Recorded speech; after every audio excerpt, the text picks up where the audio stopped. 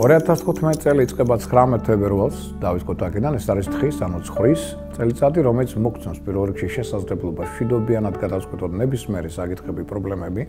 ეს არის პერიოდი სერიოზული ცვლილებების, ამით შორის პოლიტიკურ სფეროში, პირად ურთიერთობებში ხავს უწყობს იგი სტაბილური საოჯახო ურთიერთობების შექმნას, ურთიერთგაგებას შვილებთან, სამეცნიერო კვლევით სფეროს განვითარებას, ჟურნალისტიკის განვითარებას და სხვა სასიკეთო ცვლილებებს, მათ შორის სხვა ქვეყნებთან ურთიერთობების დამყარებას. ეს არის პერიოდი, რომელიც არის გარდამტეხი საქართველოსთვის დადებითი კუთხით.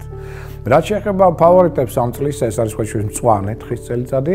თავარი ფავორიტი არის ლომი ზოდიაქო, შემდგომ კარგი ეს წელიწადი ასევე მერწყულებისთვის, კერჩხიბებისთვის, განსაკუთრებით წლის მეორე ნახევარი კარგი იქნება უკვე ქალწულებისთვის, რთულია ქალწულებისთვის სამაგერო წლის პირველი ნახევარი, ანუ დაახლოებით სექტემბრამდე.